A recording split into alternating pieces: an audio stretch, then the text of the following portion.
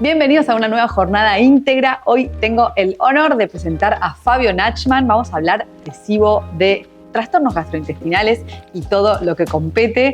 Él es médico gastroenterólogo, es jefe de servicio y médico del staff de gastroenterología de la Fundación Favaloro, es integrante de la unidad de rehabilitación y trasplante intestinal también de la Fundación Favaloro, es médico de staff de la sección de intestino delgado del Hospital de Gastroenterología Udaondo y autor de múltiples trabajos de investigación presentados en congresos nacionales e internacionales. Le damos la bienvenida a Fabio. Bueno, Fabio, muchas gracias por venir. No, por favor. Un placer acá, toda esta comunidad de nutricionistas que queremos escucharte. Bueno, vamos a hablar de salud digestiva. Dale. Arrancamos por el tema del momento que te pasará y nos pasa, el SIBO. Vamos a arrancar por definiciones. ¿Qué es el SIBO? El SIBO, bueno, si querés arrancar por definiciones, justamente la parte difícil, porque ni siquiera los expertos se terminan de poner de acuerdo cuál es la real definición o tratar de conceptuar cuál es el límite del SIBO, porque uno puede decir, bueno, es el aumento del número de las bacterias en el intestino delgado. Eso es sobrecrecimiento bacteriano en el intestino delgado y es lo que dicen las siglas. Ahora, este concepto se fue ampliando en la medida que hubo más conocimientos y se asume más el rol de la microbiota a nivel del intestino. Entonces entraron nuevos jugadores a la hora de tratar de hacer un estudio de diagnóstico. Antes, el gol estándar para el diagnóstico del sobrecrecimiento es hacer un aspirado yeyunal mediante una endoscopía y eso cultivar o hacer secuenciación. Ese es el gol estándar para el diagnóstico, en el cual uno puede decir, bueno, más de 10 a la 3 colonia o unidades formadoras de colonia, eso es SIBO. Como era muy engorroso y tenía muchos falsos positivos por la contaminación, se recurrió a un estudio mucho más sencillo que es el test del aire expirado. El test del aire expirado empezó siendo dosando el hidrógeno que se exhala, y eso tiene que ver con que el individuo requiere una dieta unos días antes para no estar en estado de fermentación y se le hace soplar en un cromatógrafo que dosa el hidrógeno y luego se da un sustrato, que en general suele ser glucosa o lactulosa, y la idea es que las bacterias empiecen a metabolizar este azúcar, ese hidrógeno se absorbe y se exhala. Bien. En esto hace una curva ideal, que es una curva, de acuerdo a varios estudios, se empezó a ver que el tiempo orocecal, o sea, el tiempo en que toma el sustrato hasta que llega al ciego, tiene un promedio aproximadamente de 90 minutos, pero tiene un rango, eso, que son 15 o 20 minutos para un lado y para otro. Bien. Entonces, la curva en un paciente que no tiene sobrecrecimiento, luego del sustrato debería ir bajo el hidrógeno, y a partir del minuto 90, pero puede ser a los 70 o un poquitito antes, hacer la suba, porque el sustrato llegó al colon y ahí comienza a fermentar por la microbiota que está en el colon y sube. Bien. Hasta ahí todo bien. O sea, que se puede detectar desde el colon, se puede detectar en el aire. No, porque ya el estudio terminó. Eso, claro, ahí termina, y eso es lo que no se entiende. Y después, bueno, se metió otro jugador que es el dosaje del metano. Sí. En el cual es otro gas que se produce por parte de la fermentación, y ahí es donde empezaron las mayores de las confusiones a la hora de cuál es el límite del sobrecrecimiento bacteriano. Y como el metano está elevado a veces, entonces se hace un área bajo la curva, se dice, bueno, pues este paciente puede tener SIBO. La realidad es que llegó para confundir un poco más todo. O sea que el método, digamos, el método diagnóstico, se puede decir, el gold standard es el cultivo. El cultivo. Sí. ¿Y esto qué sería? El test del aire expirado nunca pudo acercarse a lo que es el nivel de diagnóstico que tiene el cultivo del aspirado duodenal. Y tiene una sensibilidad y una especificidad muy baja, por lo cual los falsos positivos y los falsos negativos son muchos, y es difícil asumirlo como un diagnóstico digamos, definitivo. Ahora, si uno tiene lo que se denomina habitualmente el pretest digamos, la sospecha alta de que el paciente puede tener sobrecrecimiento bacteriano, en ese caso el estudio tiene un valor agregado. Es como lo usás como una herramienta más dentro del diagnóstico. Confirmatorio. No es, me viene un paciente con distensión y le voy a hacer un test del aire expirado a ver qué viene. No. ¿Y el paciente te lo debe pedir o no? Sí, ya viene, ya viene.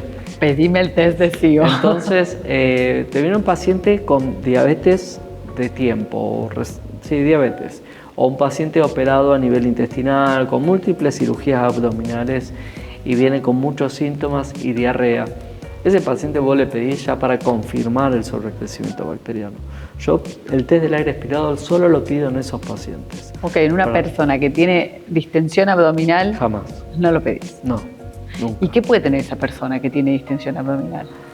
¿Cuáles son las patologías que se cruzan o los estados?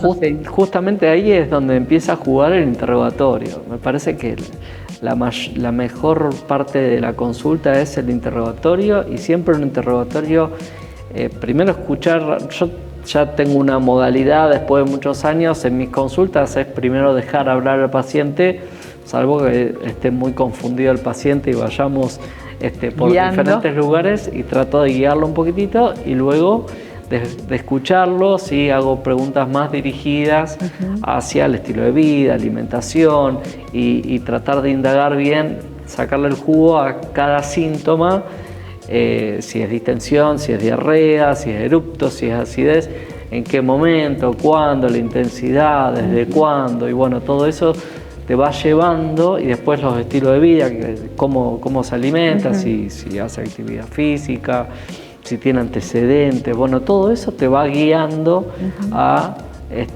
tratar de hacer el diagnóstico. Más que, te diré que hace casi el 80% de los diagnósticos hace un interrogatorio bien dirigido y detallado, ¿no? ¿Y te pasa que en ese, cuáles son los diagnósticos más frecuentes que acompañan con esta sintomatología? Digo, obviamente que nosotros no vamos a diagnosticar, pero para rumbearnos en dónde está yendo el paciente o dónde lo encontramos. Vos sabés que habitualmente al consultorio, y ahora te voy a decir los síntomas que habitualmente nos traen más los pacientes, pero habitualmente viene un paciente, se sienta al consultorio y te dice: doctor, vengo porque tengo SIBO. Me imagino. ¿Sí? O sea, uno busca todas las herramientas para diagnosticar, y el paciente ya viene diagnosticado, autodiagnosticado. Vengo porque tengo SIBO hace tiempo y ya pasé por las dietas y no mejoro. La realidad es que el SIBO es una condición que uno la trata y se cumple y se terminó. Ya habitualmente es un paciente que tiene algún antecedente como los que mencionábamos. ¿Por qué diabetes? Porque la diabetes lo que hace es generar una afectación de la parte neurológica, de las neuronas que se encargan de movilizar el intestino, disminuye el peristaltismo, y al disminuir el peristaltismo, que es el principal mecanismo por el cual las bacterias no suben el intestino delgado, lo deja más quietito, como otras patologías que también dejan el intestino más quieto. Y ahí es que empieza a aumentar el número de bacterias a nivel del intestino delgado. O las cirugías, donde puede haber una sasiega o alguna brida que está generando alguna rémora en la parte intestinal, eso condiciona el crecimiento de bacterias. Perfecto. Ahora, es una condición en la cual uno lo trata con antibióticos, y eso, si el antibiótico está bien utilizado, desaparece. Al segundo día los síntomas desaparecen, y si hay una condición que lleva o condiciona esto, a los 2, 3 meses, 4 meses, tiene posibilidad de volver a aparecer el cuadro, y quiere decir que las bacterias están volviendo a subir. Entonces, en ese caso, otra vez hay que tratar. ¿Otra vez con antibióticos? Exactamente. Y otra cosa tradicional es, el paciente pasa por antibióticos, si no pasa por antibiótico, pasa por otro, como lo solemos ver, y luego a una dieta específica. Sí. En general, si un paciente tiene un sobrecrecimiento bacteriano, coma lo que coma, ese paciente va a tener síntomas. Y los síntomas son inflamación. Vos mencionás siempre la diarrea. La diarrea es porque se genera mala absorción. ¿Sí?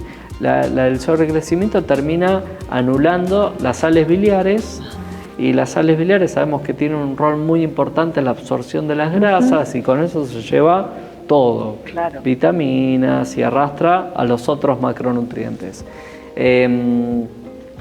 Pero en general la diarrea, la distensión, dolor, meteorismo, todo eso suele suceder. Por eso lo que suelo decir es que la dieta, o sea, llevar una dieta equilibrada y, como hablamos siempre, tratando de ser consciente y alejarse de los ultraprocesados y más cantidad de fibras, verduras. No hay una dieta específica, porque ese paciente, si tiene sobrecrecimiento, va a seguir teniendo síntomas más allá de hasta que se trate. Una vez que se trate, desaparecen los síntomas. Y de todos modos, en ese tratamiento, cuando está el paciente tomando el antibiótico, ¿sí hay que hacer una dieta hipofermentativa? ¿Vos decís que no, en realidad da lo mismo? Sí, puede hacer una dieta hipofermentativa para tener menos síntomas en ese momento, pero no es que lo que va a mejorar su sintomatología es el antibiótico. El antibiótico. Exacto. Perfecto. Entonces, quiero preguntarte tantas cosas. Y ahí, vamos a donde el paciente se presenta en el consultorio. En general, los síntomas más cardinales, son distensión, dolor, lo que tiene que ver con cambios en el ritmo evocatorio, tanto para diarrea como para constipación, y después los síntomas como dispepsia o dolor epigástrico, reflujo. Esos son los síntomas más comunes que se suelen ver en el consultorio, y a partir del interrogatorio detallado uno va tratando de despejar las patologías, primero los signos de alarma, las banderas rojas, más con los cuadros de distensión abdominal. O sea, el cuadro de distensión abdominal es empezar a tratar de sacar patologías para llegar al nudo del problema, a ver dónde está. Pero lo más cotidiano es la distensión abdominal y el dolor secundario a la distensión, ¿no? Las asas intestinales se distienden y tienen el peritoneo que recubre, y eso empieza a generar dolor. Y hay algunas cosas de estímulo del dolor que están muy en boga ahora, se están estudiando a ver si tienen que ver con los mastocitos, que son unas células, unos glóbulos blancos que pueden estar en la mucosa, que podrían tener un papel muy importante en lo que es la estimulación y la provocación del dolor. Y lo más importante es descartar los signos de las banderas o los signos de alarma, descartar cáncer, descartar patologías como puede ser la enfermedad celíaca, que es la gran simuladora, porque todos la conocíamos al principio como un cuadro malabsortivo, pero después, con la llegada de los nuevos anticuerpos, empezamos a diagnosticar pacientes con sobrepeso, obesidad, con constipación, que nada tenía que ver con el estereotipo que buscábamos para el diagnóstico de celiaquía. Entonces, tratar de hacer algunas preguntas dirigidas, viéndose a ver si hay alguna patología que pueda orientarnos a la existencia de otras patologías, y habiendo descartado completamente todo, uno asume que puede tener que ver con la alimentación. ¿Sí? Y ahí es donde nos enfocamos para ver qué tipo de alimentación tiene cada paciente. En general, lo que se ve, ¿no? Pacientes que vienen al consultorio ya tienen un estilo de vida un poco más saludable de lo que se suele encontrar en lo rutinario del consumo de ultraprocesados y mal balanceados. Entonces el paciente ya solito fue tratando de buscar alternativas para sentirse mejor. Te dice: doctor, yo me cuido, hago una dieta súper sana y me sigo sintiendo mal. Bueno, entonces ahí es donde vemos algo que tiene que ver con lo más importante de la dieta, quizás tenga que ver con la cantidad de prebióticos que se consumen. Y después podemos hablar un poquitito de la proyección, por qué la utilidad, por qué son importantes los prebióticos y en los distintos estilos de dieta que a veces se olvidan de esa parte. Como que la gente, siento que hoy por hoy quiere siempre el probiótico, y Sí. porque es más fácil tomar una pastillita que comer 30 vegetales, Ni ¿no? hablar. Está Entonces, bueno, y vos hacés foco en o sea, yo sé que hacés foco en la alimentación, siempre, pero siempre.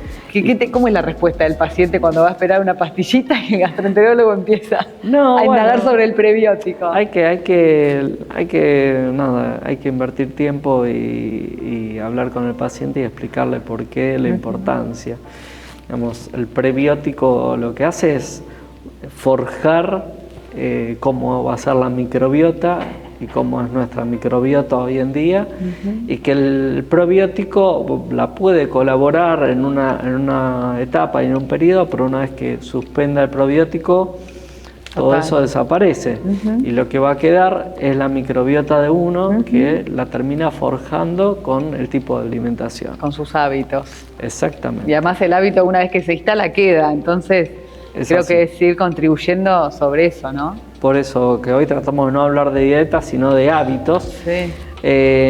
Pero, digamos, no todo el mundo está preparado para tolerar una alta cantidad de prebióticos. ¿Y qué pasa con eso? Y bueno, uno lo que tiene que hacer ahí es buscar el límite todo el tiempo de que el paciente pueda tolerar. Yo sistemáticamente, pacientes que no pueden manejar los síntomas, pasa por un asesoramiento nutricional, en el cual lo que hacemos es durante 2-3 semanas sacar todos los alimentos que tienden a fermentar y empezar a escalar con los distintos alimentos, sobre todo los que tienen más prebióticos, tratando de ver el nivel de tolerancia y explicarle al paciente que algo va a tener de síntomas, que lo tiene que soportar un poquitito hasta que todo eso se acomode, y tratando de conocer su organismo,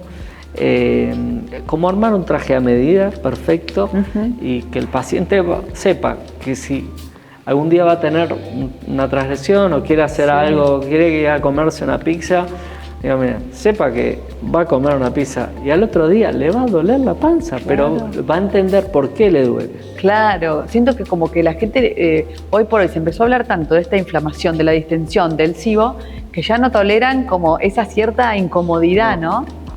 No, es así.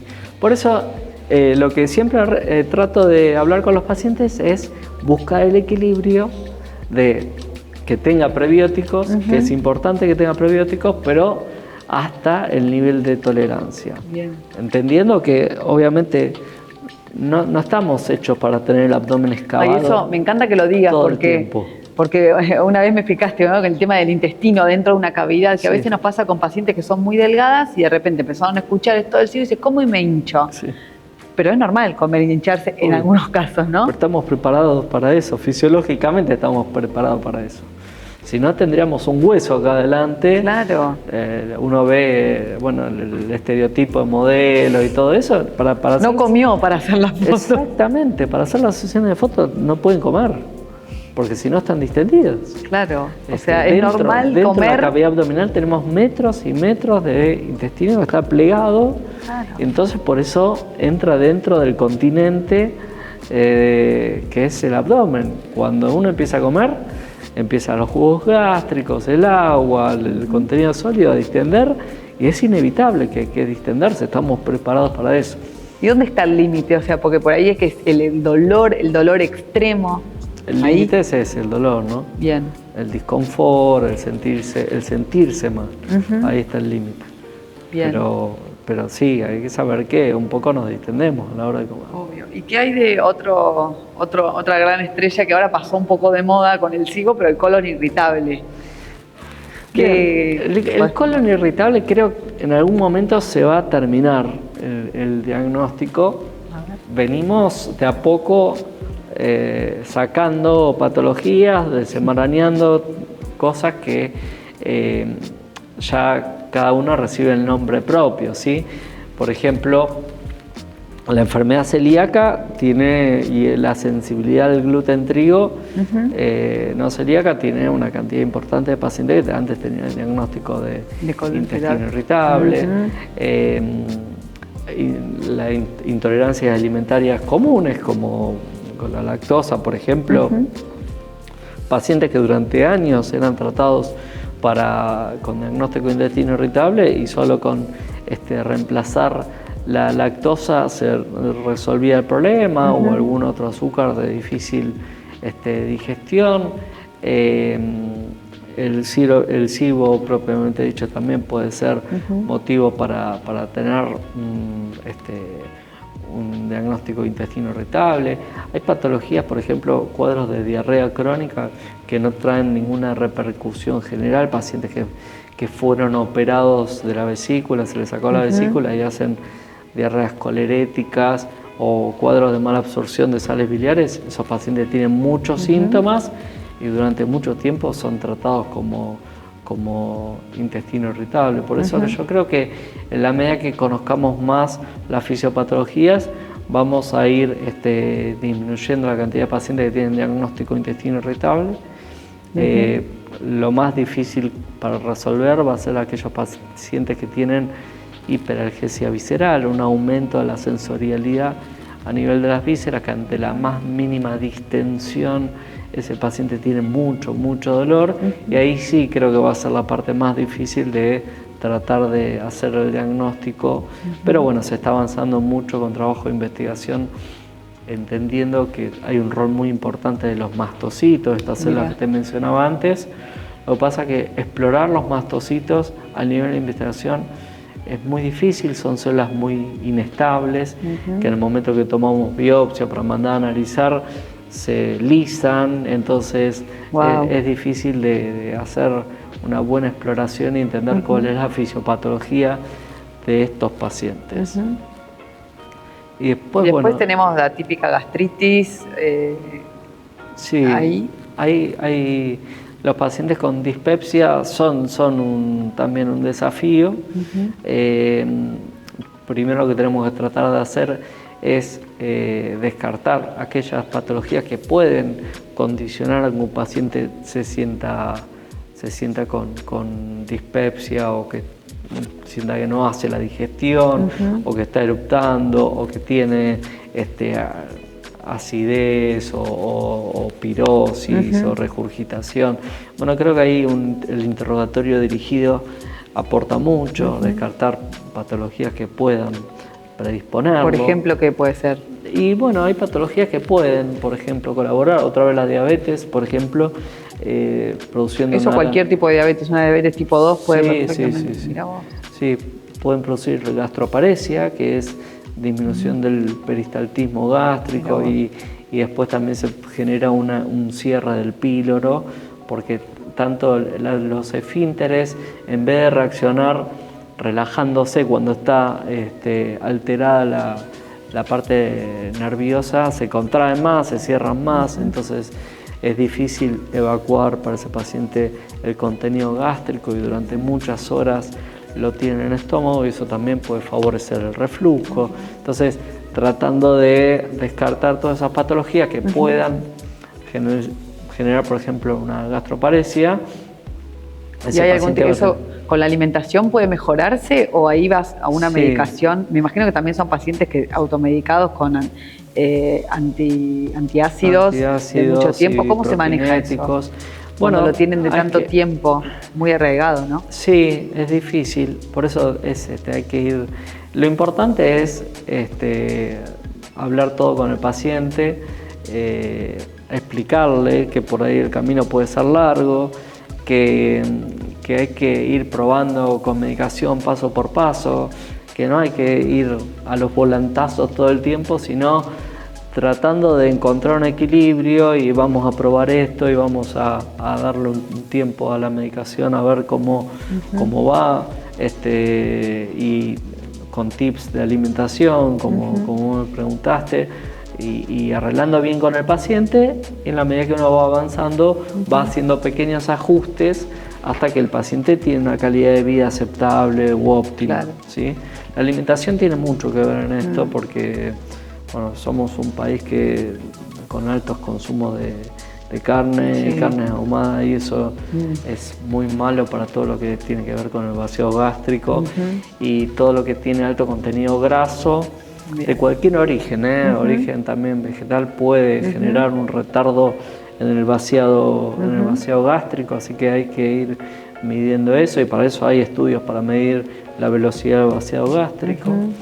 Y luego también la endoscopía, que va a dar una orientación a ver si hay alguna alteración estructural, tanto en el estómago, en el esófago, si hay algún daño.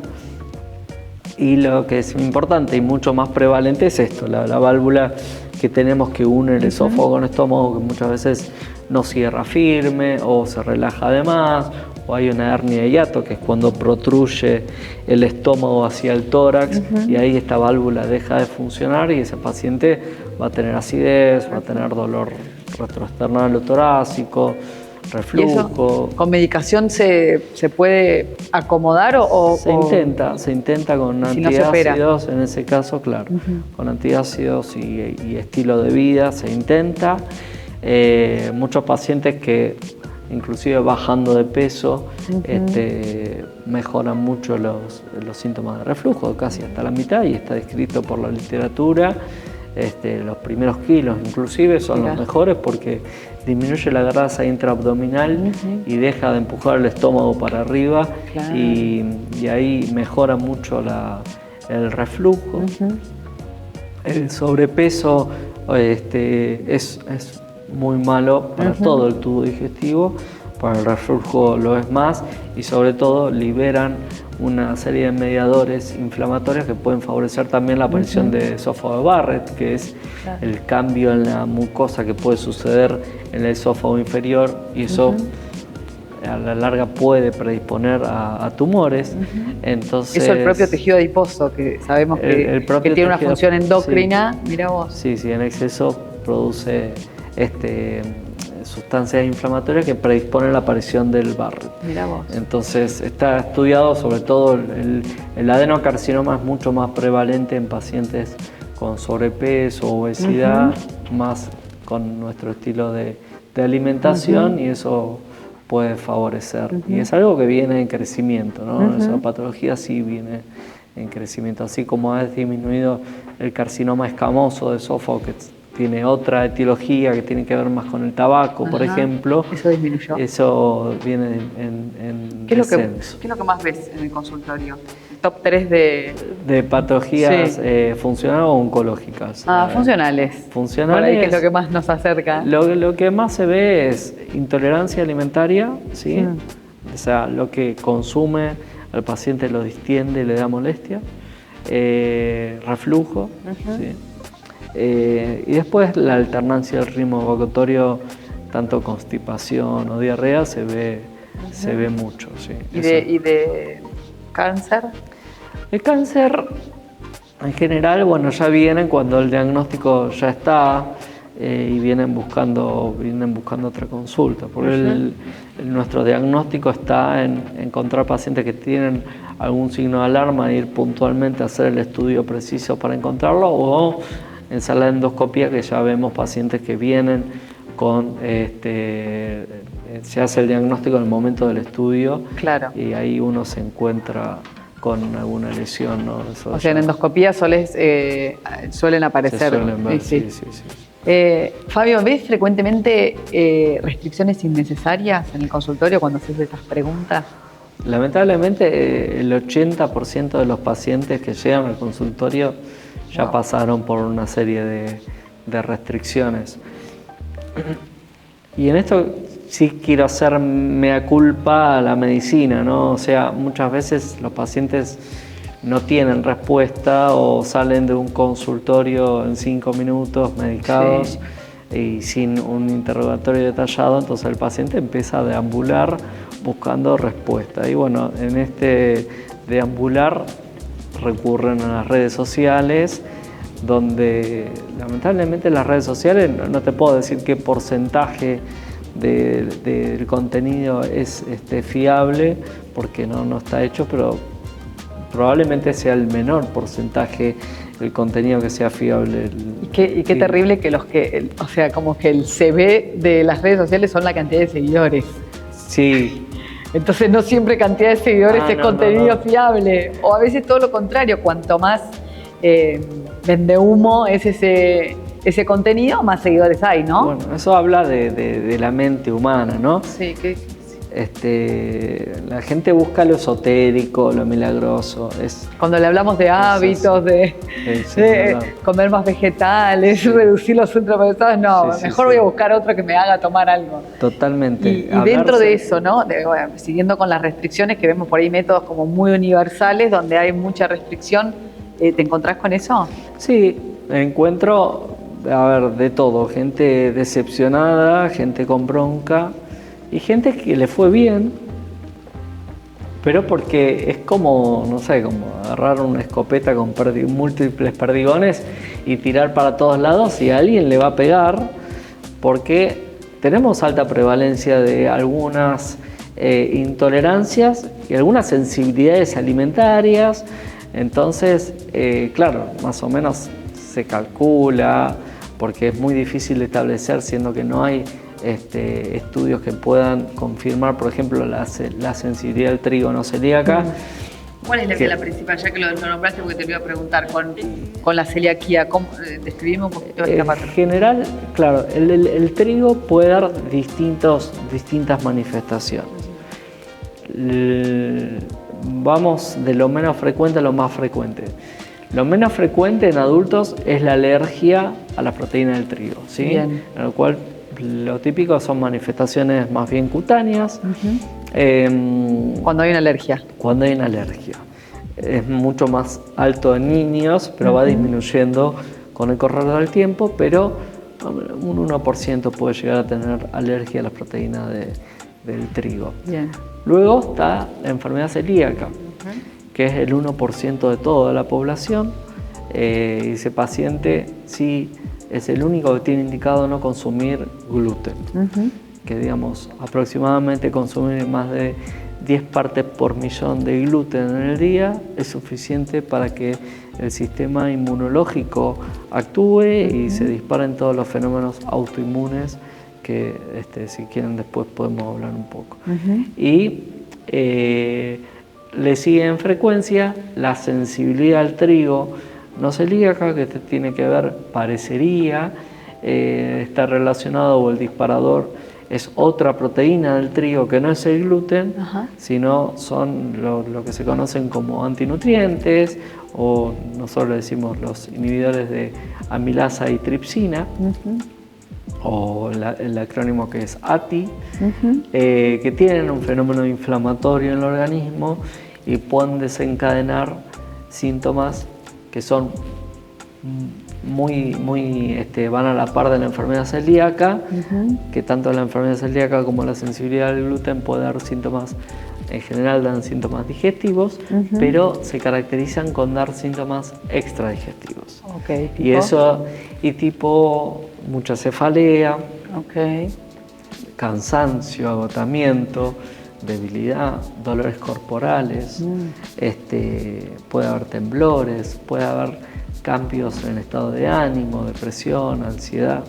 ¿Y síntomas digestivos? ¿Hay inflamación también? Los típicos pueden estar todos. Esos están en todos. Siempre. Y esa es la sensibilidad al trigo, que son otras proteínas que no tienen que ver con el gluten. Parecería que no tienen que ver, sobre todo lo que se está avanzando en estudios, inclusive se ha hecho pruebas a nivel del epitelio en el duodeno y se ve que la administración de ATIs aumenta el espacio entre las células, aumentando la permeabilidad, y no así el gluten en pacientes no celíacos, ¿no?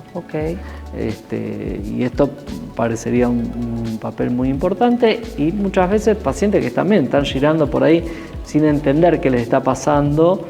¿Y el diagnóstico cómo se hace ahí? El diagnóstico, en general, una pequeña proporción tiene algunos anticuerpos un poquitito movidos o apenas positivo, uno o ninguno. Y entonces se hace primero tratando de descartar la enfermedad celíaca, sacando lo que es el trigo, no el gluten, y el paciente le cambia la vida. Qué bueno. Entonces, una vez que mejoró, se hace reintroducciones de trigo para hacer la confirmación y es el disparador para una cefalea, o cuadro de cansancio o dolor en el cuerpo. Eso se ve y es marcado. Por eso esa es la forma de realizar el diagnóstico. Por lo cual, un poco de lo que hablábamos antes, toda la lista de síntomas que uno suele ver, que por ahí no tienen nada que ver con el aparato digestivo, pero una vez que excluyen el trigo, les cambia la vida. Entonces esos pacientes sí se sienten mejor. Por eso uno escucha todas estas exclusiones amplias. Hay muchos pacientes que mejoran. Porque estaban en estos grupos. O sea, y dijiste de menos a más, alergia, celiaquía, sensibilidad al gluten, ¿y hay alguna otra más? Sí, y la sensibilidad al trigo, perdón, intolerancia al trigo. La intolerancia a los fructanos del trigo. A los fructanos, que eso ya tiene que ver con los carbohidratos. Exactamente. Bien. Eso es lo más frecuente. Los pacientes como pizza me hincho. Dejo de comer harina y mejoro, doctor. Okay. No, soy celíaco, no. Claro. Tiene que ver con que estamos consumiendo mal el trigo. Viene demasiado refinado. Mucha cantidad. Sí. Porque ahí, por ejemplo, en esa que dijiste, intolerancia, tiene que ver mucho la cantidad, ¿no? La frecuencia. La cantidad, sí. Por ahí en mínimas cantidades no afecta. No afectaría. Pero, por ejemplo, las pastas frescas suelen ser un motivo para tener síntomas, porque la harina no sufrió ningún tipo de fermentación ni nada por el estilo. La pizza, por ejemplo, la combinación de fructano más el fructano que tiene la cebolla más el más queso, la cerveza que se toma, la cerveza que va acompañando, es motivo para que ese paciente tenga distensión. Entonces, no es la exclusión esa, sino ver cómo se lo consume o qué se consume. Por ejemplo, esos pacientes toleran mucho mejor un pan de masa madre, en el cual ya está todo previamente digerido, fermentado, todos esos fructanos desaparecen, desaparecen los antinutrientes y el paciente tolera mucho mejor. Pero en general, uno ve todos los pacientes que sacan la harina de... Y sacan y por ahí no saben ni por qué, ¿no? Esta diferencia entre la proteína, el gluten, el trigo. Entonces, como volviendo a esto de la mega exclusión, entiendo que es algo como que, bueno, si a 100 personas les excluí, capaz que agarro 30 que le cambié la vida por diferentes motivos. Exactamente. Temas que capaz que están restringiendo por demás, sin entender por qué, sin saber cuál fue el motivo, ¿no? Sí. Y esas restricciones también generan daño, porque algo que solemos ver es pacientes que ya vienen muy manipulados, que vienen con cuadros de criterios ya de disbiosis, de pobreza a nivel de la flora intestinal por las exclusiones, con múltiples antibióticos, algunos que vienen con el que me diagnosticaron cándida a nivel intestinal y también vienen con antifúngicos, nada de azúcar, nada de esto, nada de aquello. Esos pacientes vienen muy deteriorados y lleva mucho tiempo la recuperación. Hace falta mucho trabajo, poner de a poquito prebióticos, tenerle paciencia, algo de probióticos también para que vayan ayudando en el proceso hasta que el paciente va saliendo. Pero bueno, requiere tanta paciencia que a veces algún paciente se pierde. Se pierde, obviamente, qué difícil. Pero sí, da mucha pena eso, da mucha pena. Vamos, el aporte de la dieta es fundamental y la exclusión lo único que hace es empiezan como un círculo para abajo todo el tiempo. Por eso la importancia de los prebióticos, las fibras, verduras, frutos, cereales integrales, todo eso es importante. Lo clásico. Sí, y lamentablemente, o sea, es lo único que tiene demostración, porque es tan difícil poder tener evidencia de lo nutricional, porque todas las intervenciones tienen que ser a muy largo plazo, rodeado de factores que pueden confundir. Totalmente, de lo emocional ni hablar. Lo emocional, estilo de vida, hábitos. ¿El ejercicio mejora la sintomatología gastrointestinal? No mejora. ¿No? Mejora, digamos, mejora bastante todo, mejora esto. Claro. Y de forma indirecta sí mejora la parte digestiva. Pero solés recomendar, por ejemplo, cuando haces una anamnesis ahí, la persona te dice... Todos. O sea, siempre. Nadie se va del consultorio sin una recomendación de una alimentación adecuada y actividad física. Nadie. Espectacular. Nadie. ¿Y no así con el vinagre de manzana? No. A ver, el vinagre. ¿Qué pasa con es un buen alimento, el vinagre, sobre todo el fermentado. El fermentado, el vinagre vivo, o sea, ese es un buen alimento. Recomiendo alimentos fermentados todo el tiempo, pues, así como las fibras, los alimentos fermentados también lo son. Ahora, hay algunos trabajos que hablan, y no voy a decir que no, que pueden disminuir el índice glucémico de algunos alimentos. Ahora, perdón, pero eso es antes de una comida con carbohidratos, ¿no? Sí. O sea, no tiene sentido en ayunas. Eso lo que no entiendo es por qué en ayunas. Un vaso de agua, yo digo, pero al final es la recomendación que hacíamos siempre, antes de un buen plato de pasta, comete una ensaladita, ahora si querés metele bastante vinagre, ¿no? Absolutamente. Como es mucho más amigable con la vida, no hace falta el vaso de vinagre en ayunas. Pero aparte, la recomendación, y no la recomendación fuerte de una buena alimentación y actividad física. Si en realidad lo que uno busca es bajar el índice glucémico y mejorar, eso tiene que hacerlo con ejercicio y sí, buena tampoco, alimentación. Bueno, como me tomo el vinagre me voy a poner a comer los 4 kilos de torta porque total Absolutamente. me va a bajar el índice glucémico. Absolutamente. O sea, puede ayudar, pero siempre de la mano de una buena alimentación. Conciencia. Y lo que te decía, digamos, lo que tiene evidencia son, a ver, yo pongo de ejemplo las zonas azules. Las zonas azules, uno mira para atrás y hay personas de centenares de años, sí. y la realidad es que es más fácil mirar para atrás y ver lo que hicieron que estar midiendo de acá en más si toman vinagre en ayuna y mejoran, en el cual van a haber muchos factores y van a confundir y va a ser muy difícil sacar alguna conclusión. Entonces, si mirás que la alimentación es una alimentación balanceada, que tiene un alto consumo de grasas saludables, ¿sí? Que palta, que aceite de oliva, que hay verdura, inclusive en Cerdeña consumen trigo. Sí, consumen queso en cantidad también. Y algo de vino toman también, pero bueno, hacen actividad física permanentemente.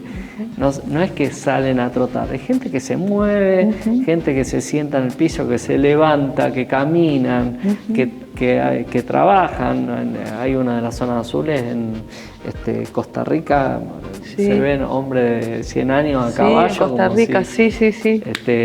Entonces, tiene que ver con eso y socializar, tener relaciones familiares y amistades, socializar todo el tiempo, eso también colabora. Es lo único que se puede sacar conclusiones, porque después salir a decir que el vinagre va a salvarnos. Sí, que el vinagre es mágico, que el gluten es veneno para todos, que el azúcar es un veneno, es como que siento que son generalidades que... Y lo otro es salir a buscar superalimentos. Creo que es una falla, me parece que hay que queremos la salvación. De buenos hábitos y que voy a comer 10 arándanos por día y que No, es una alimentación equilibrada, sin la posibilidad de por ahí tener alguna alimentación que no sea saludable. Obvio. También se puede porque forma parte de...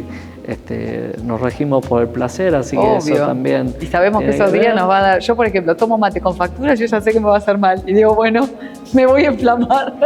Tipo, en 2 horas me va a estar de la panza. De masa madre. Y me encanta. ¿La factura de masa madre? Claro. Podría probar. Claro. O a veces digo, bueno, voy factura, pero no voy con mate. Te juro que esa combinación es como pizza con cerveza, que dejé de hacerlo porque si no...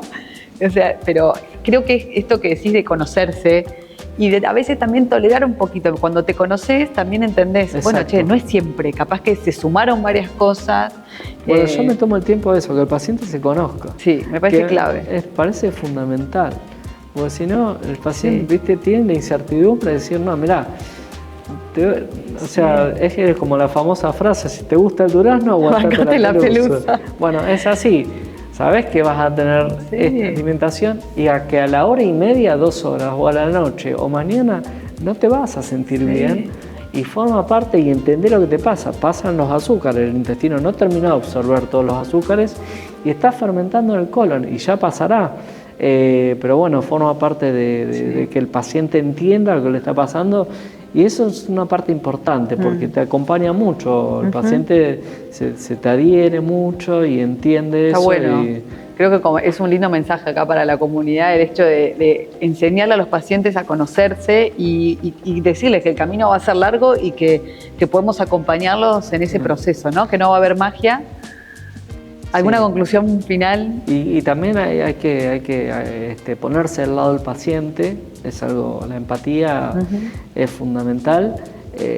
Creo que está faltando lamentablemente en los tiempos que corren y como estamos, falta la empatía y que el paciente comprenda y explicarle todo al paciente y que se vaya entendiendo, por lo menos uno trate de hacerle entender, no todos entenderán por ahí qué es lo que le está pasando, eso es fundamental. Y con respecto a una conclusión final es, la recomendación para todos los pacientes es, sacando algunas patologías como puede ser la enfermedad celíaca, es tratar de alejarse lo más que pueda de los ultraprocesados y que la base de la alimentación, que la mayor cantidad esté a base de verduras, de frutas, de semillas, de frutos secos, disfrutarlo, ver la forma en que le encuentren sabor, comer carne de pescado, tratar de alejarse un poco más de la carne roja, aunque no excluirlas. La actividad física, fundamental, regular, o sea, y no como una obligación, sino que lo incorporen como parte de su vida, como una medicación, como un tratamiento. Y disminuir el hábito tabáquico y el alcohol a lo máximo que se pueda también, eso es favorable. No solo desde el punto de vista digestivo, sino en todo el organismo, la repercusión en todo el organismo, cardiovascular, neurológico, cada vez la bibliografía apoya mucho más de que mejora todo lo que tiene que ver con el deterioro cognitivo, Parkinson, Alzheimer. Entonces es fundamental todo esto para mejorar como una inversión a futuro, lo que yo siempre lo explico a los pacientes. Bueno, Fabio, espectacular esta charla. ¿Conclusiones finales para que nos queden? Bueno, a ver, lo que recomiendo siempre, ¿no? La alimentación digamos, racional y consciente, tratar de alejarse de los ultraprocesados lo más que se pueda, no digamos que está prohibido, pero tratar de alejarse lo más que se pueda, enfocarse o basar más la dieta en lo que tiene que ver las frutas, verduras, cereales integrales, frutos secos, lácteos también se puede, porque tienen su mito también y forma parte de nuestra cultura también. Algo de carne de pescado, carnes rojas es posible, tratar de alejarlas un poco, no es para todos los días. Y la actividad física, fundamental, y tomar la actividad física de forma regular como parte de nuestros hábitos, disminuir el hábito tabáquico y el alcohol también lo más que se pueda. Básicamente eso, y lo que te comentaba es que, por ejemplo, la educación empieza en casa, ¿sí? Yo muchas veces voy con la gorda por ahí a comer algo y ella quiere, o porque va y se elige chía, y lo miran como un bicho raro. Y ella lo elige. Ella lo elige, y no va al yogur, va al chía y quiere chía. Entonces, y también se desespera por el tomate, por el brócoli,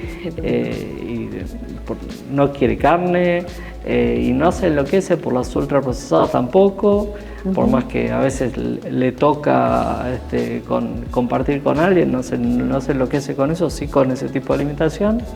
Creo que todo eso empieza en casa y es importante que empecemos a cambiar un poco la cabeza de este tipo de alimentación, sobre todo enfocado a lo que se asume hoy en cualquier cumpleaños infantil, que tienen que estar las papas fritas, los chisitos, y la realidad es que hay que enfocarse en otros tipos de snack mucho más saludables No solo cumpleaños, los colegios también. Sí, los colegios es un tema, sí, tengo para un capítulo aparte. Es muy complejo, sí. La gorda está yendo a jardín y dice, bueno, no todos los padres aceptan esto. No todos... Sí, y los padres están mucho más conscientes también. Ahora Uno a veces sí. yo pienso como Ahora nutricionista sí. soy la única que hincha, pero no. Pero te llegan con unas bandejas así de medialunas o algunos... Sí, o galletitas y o chocolatada con azúcar. O los cereales de colores, porque son los saludables.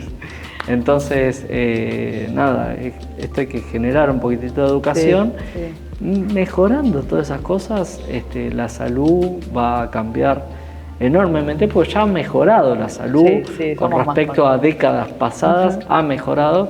Creo que todo esto está yendo en contra de todo lo que tiene que ver con nuestra microbiota y que mejorando todos estos hábitos vamos a encontrar